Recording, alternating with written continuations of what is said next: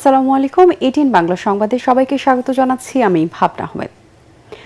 ঈদের ছুটির পর আবারও মুখ থুবড়ে পড়েছে দেশের জ্বালানি সরবরাহ ব্যবস্থা। বেশিরভাগ সময় বন্ধ থাকছে ফিলিং স্টেশনগুলো। যে কয়েকটি খোলা আছে সেখানে হুমড়ি খেয়ে পড়ছেন গ্রাহকরা। এদিকে তেলের সরবরাহ তদারকিতে সকল জেলায় ভিজিলেন্স টিম গঠন এবং অবৈধ মজুদ বন্ধে তথ্য প্রদানকারীর জন্য পুরস্কার ঘোষণা করেছে বিদ্যুৎ ও জ্বালানি মন্ত্রণালয়। তেল বিক্রিতে অস্থিরতা নিয়ন্ত্রণে প্রতিটি ফিলিং স্টেশনে একজন করে সরকারি ট্যাগ অফিসার নিয়োগের সিদ্ধান্ত নিয়েছে সরকার। একই সাথে ১৯টি ডিপোতে মোতায়েন করা হয়েছে বিজিবি। বিস্তারিত জানাচ্ছেন তৌহিদুর রহমান নিশান। মধ্যপ্রাচ্য সংঘাতের আশঙ্কা যত বাড়ছে, ফিলিং স্টেশনের সামনে গ্রাহকদের অপেক্ষাও ততই বাড়ছে। রাজধানীতে বন্ধ বেশিরভাগ পাম্প, হাতে গোনা যে কয়েকটি খোলা আছে সেখানেও ডিপো থেকে তেলের গাড়ি আসতে দুপুর গড়িয়েছে। আমি 6:40 এসে এখানে দাঁড়ায় শুনতেছি যে তেল নাই। তেল কখন দেবে? তেল 2টার পরে থেকে দেবে।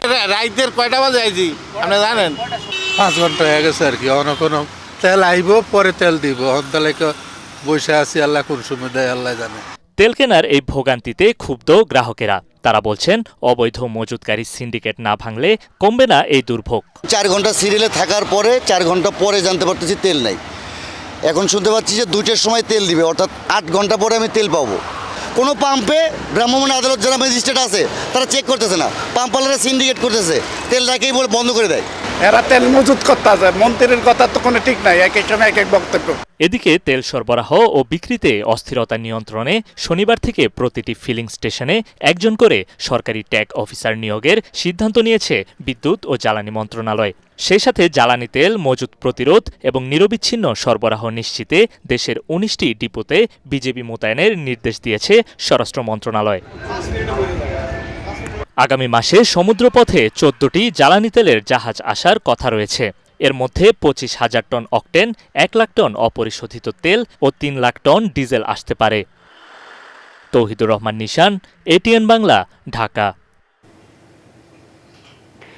নতুন পোশাকে পুলিশ সন্তুষ্ট নয় জানিয়ে স্বরাষ্ট্রমন্ত্রী সালাউদ্দিন আহমেদ জানিয়েছেন, আগের ঐতিহ্যবাহী যে কোনো একটি পোশাক ফিরিয়ে আনা হবে। রাজশাহীতে বাংলাদেশ পুলিশ একাডেমিতে তিনি বলেন, রাষ্ট্র কাঠামোর যে সংস্কারের কথা বলা হয়েছে তার মধ্যে অন্যতম পুলিশ সংস্কার কমিশন গঠন। জানান, পুলিশ বাহিনীকে রাজনৈতিক হস্তক্ষেপ মুক্ত রাখতে পুলিশ সংস্কার কমিশন গঠন করা হয়েছে। অচিরেই এর সুফল পাওয়া যাবে বলে আশা প্রকাশ করেন স্বরাষ্ট্রমন্ত্রী। পুলিশের কর্মকর্তাদের সাথে আলাপ করে যেটা অনুধাবন করেছি, বর্তমানের যে পোশাক, এই পোশাকে পুলিশ বাহিনী সন্তুষ্ট নয়। আগের ঐতিহ্যমণ্ডিত যে কোনো একটি পোশাক বাংলাদেশ পুলিশ বাহিনী পায়, সেজন্য সরকারের সর্বোচ্চ মহলে আমরা আলোচনা করে একটি সিদ্ধান্ত দেব ইনশাআল্লাহ। 10 এপ্রিলের মধ্যে সংসদ সদস্যদের আবাসন বরাদ্দ শেষ হবে বলে জানিয়েছেন জাতীয় সংসদের চিফ হুইপ নুরুল ইসলাম মনি। ত্রয়োদশ জাতীয় সংসদের সংসদ কমিটির প্রথম বৈঠক শেষে তিনি কথা বলেন। বেলা 11টায় জাতীয় সংসদ সচিবালয়ের ক্যাবিনেট কক্ষে অনুষ্ঠিত এই বৈঠকে সভাপতিত্ব করেন তিনি। এতে অন্যান্যের মধ্যে উপস্থিত আছেন বিরোধী দলীয় উপনেতা ডক্টর সৈয়দ আবদুল্লাহ মোহাম্মদ তাহের সহ কমিটির 11 সদস্য।